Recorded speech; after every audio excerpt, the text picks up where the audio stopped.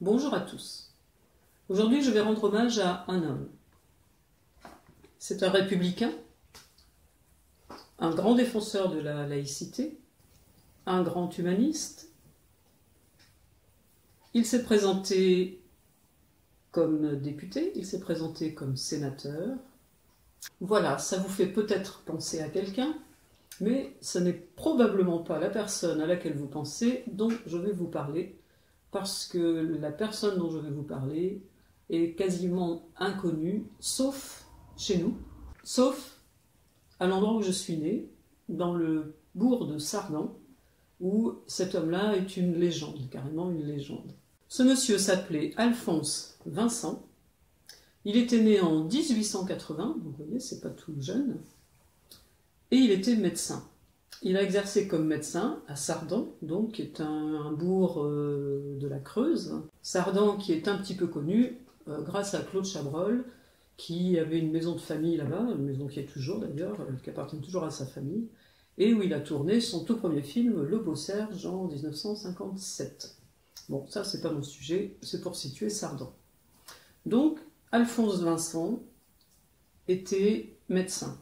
Il était fils d'instituteur, il était très cultivé, c'était vraiment un humaniste convaincu et un laïc convaincu.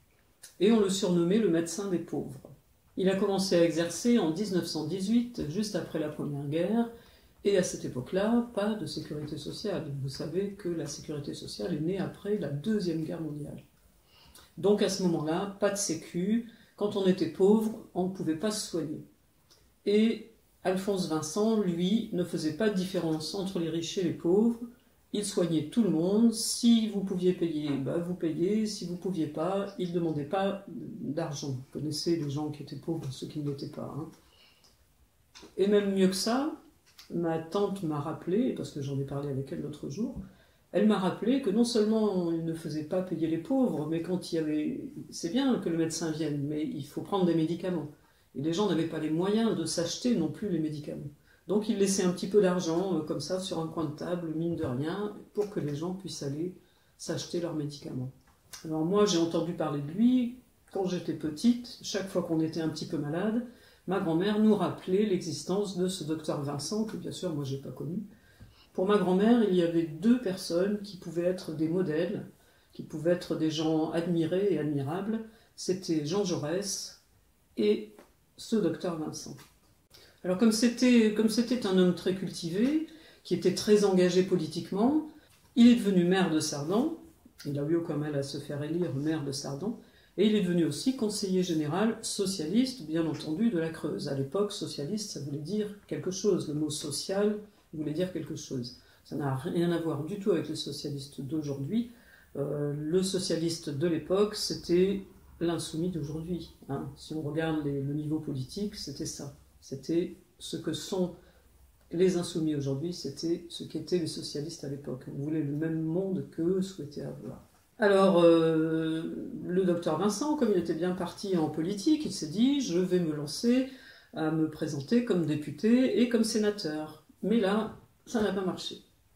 Et si ça n'a pas marché, c'est pas parce que les gens ont voté contre lui, en fait. C'est pas parce que les gens ne le voulaient pas, c'est pas parce que les gens n'étaient pas socialistes, parce que dans le Limousin, le socialisme était très, très ancré. Donc c'était pas ça.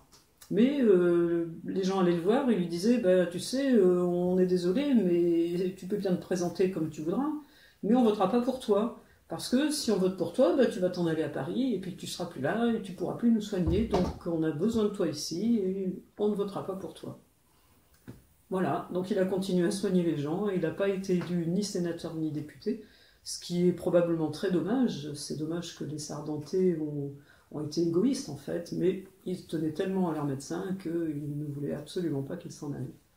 Alors malheureusement, le docteur Alphonse Vincent n'a pas connu la naissance de la sécurité sociale.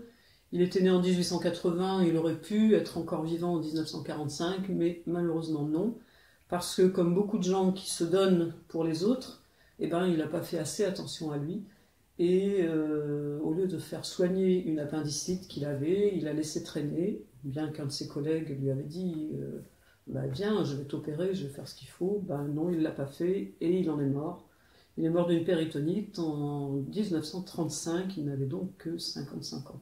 Donc 2 ans après sa mort, en 1937, le maire de Sardan, qui l'avait remplacé donc, qui s'appelait Amédée Perrault, qui était socialiste lui aussi, a voulu faire une stèle.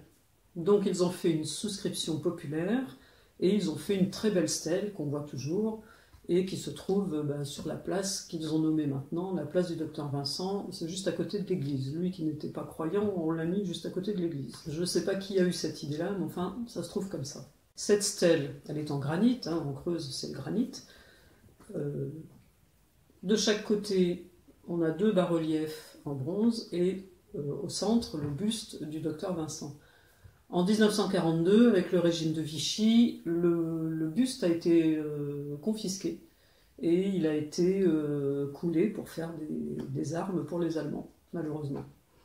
Alors, la veuve du docteur Vincent avait gardé chez elle le modèle en plâtre. Donc ils ont pu refaire ce buste, celui qu'on voit maintenant, mais ça a été fait seulement en 1956, donc assez longtemps après. Alors il était décrit, je lis ce que j'ai trouvé, il était décrit comme un homme intègre, intelligent, cultivé, à la fois lettré et scientifique, passionné d'art, et dont le dévouement égalait la sincérité. Voilà, moi il me rappelle quelqu'un, je vous laisse deviner qui. Alors il a tenté durant sa vie de lutter contre la tuberculose, parce que la tuberculose a été un fléau très très important pendant des décennies, pendant très longtemps. Et lui rêvait de créer un dispensaire antituberculeux. Il le voulait, mais bon, malheureusement, il n'a pas eu le temps de le voir naître. Par contre, en Creuse, des années après, on a eu, et on a toujours, il existe toujours, on a un centre qui a été créé par la MGEN, donc la Mutuelle des instituteurs, pour justement lutter contre la tuberculose. Alors maintenant, ça n'est plus la tuberculose uniquement, mais ce sont toutes les maladies pulmonaires, les problèmes de tabagisme, les maladies cardiovasculaires. C'est un centre de repos et il y a une petite partie maison de retraite. C'est très bien, c'est perdu au milieu des bois. C'est un très joli centre où des gens viennent de toute la France pour s'y reposer et s'y faire soigner. Alors moi, si j'ai pensé à ce docteur, Vincent, c'est surtout à cause de la sécurité sociale, parce qu'on voit bien qu'en ce moment, les droits pour aller se faire soigner vont diminuant. C'est pas nouveau, ça a commencé il y a quelques années, mais ça s'accentue, et ça va s'accentuer encore plus.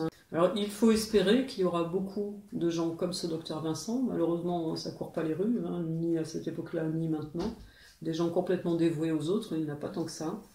Et pourtant, il en faudra si, comme on le soupçonne, la sécurité sociale va vraiment se désintégrer, se désagréger.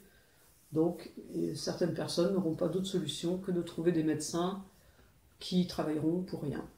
Je vais vous lire ce que le docteur Vincent disait.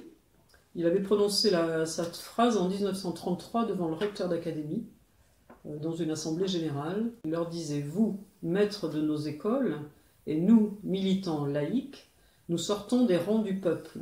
Souvenons-nous que nous sommes un peu des privilégiés de l'instruction. Et n'allons pas oublier que ce privilège nous crée des devoirs. Si nous venons à l'oublier, les populations des campagnes ne nous le pardonneraient pas. » Voilà, c'était sa philosophie. C'est comme ça qu'il pensait. Il pensait que lui, ayant eu la chance de s'instruire, il ne devait pas laisser les autres de côté. Il devait au contraire se servir de son instruction pour aider ceux qui pouvaient aider. Voilà, c'est aussi la philosophie de la France insoumise, et c'est tout à fait la philosophie contraire à celle de ceux qui nous gouvernent actuellement. Voilà, je voulais vous faire connaître ce monsieur Vincent, ce docteur Vincent, qui pour nous est une grande figure et qui mérite d'être connu un petit peu plus loin que la Creuse ou notre petite région. Donc voilà, j'ai voulu le faire connaître. Je vous remercie d'avoir regardé cette vidéo. Je vous dis à bientôt. Au revoir.